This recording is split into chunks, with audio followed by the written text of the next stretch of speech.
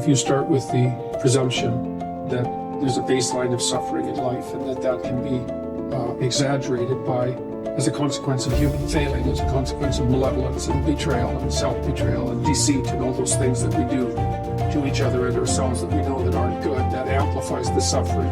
That's sort of the baseline against which you have to work. You ever had something in your hand before?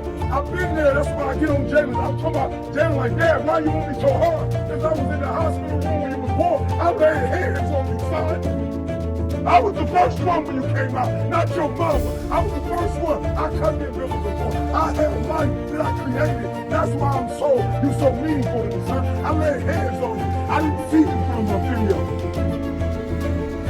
I had to use all this negative that was making me weak and horrible as a person. I had to use this as the power that now fueled me. I had to flip it on its head and say, hold up, this might be exactly what I need.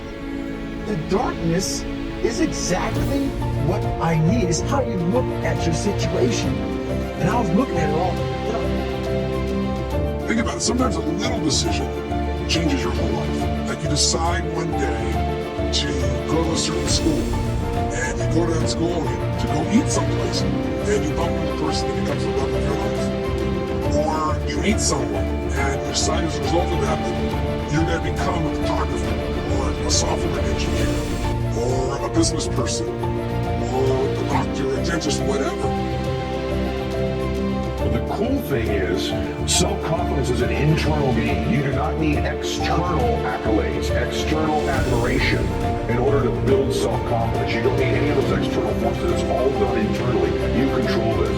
And you control this by beginning today to keep the promises you make to yourself. And you have to stack the deck in your favor. Stack the game so you win. It's not good enough just to keep the promises you make to yourself.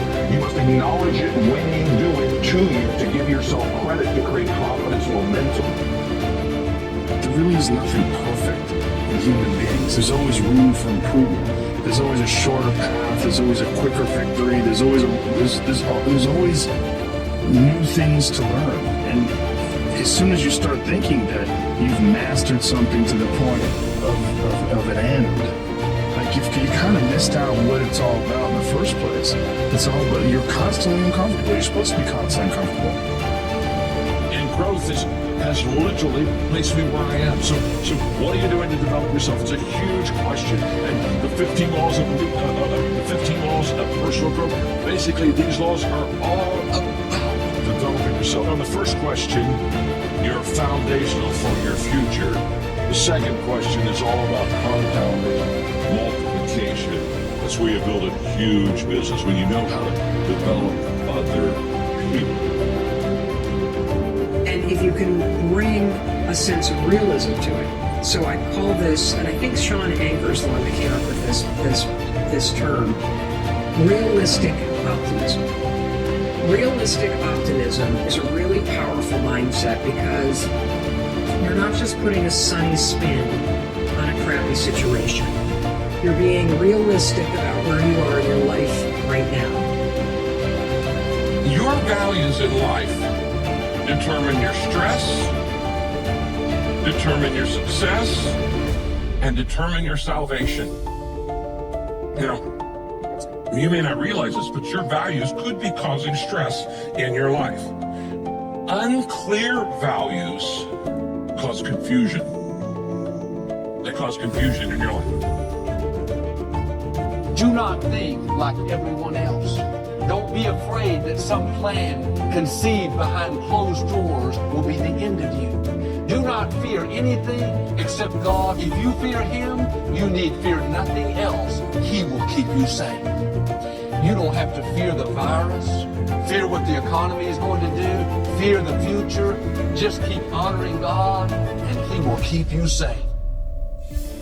There are a lot of people who are biting their fingers in fear that they might lose their jobs. But there are few people who have decided within themselves, I'm going to make it. Some people aren't waiting to be cut. Some people are moving on their own because they feel within themselves, I've got what it takes to make it. All you're trying to do is get to the goal. No one gets there by themselves. Everybody needs help. Now, when you know what you got going for you, be confident, not cocky.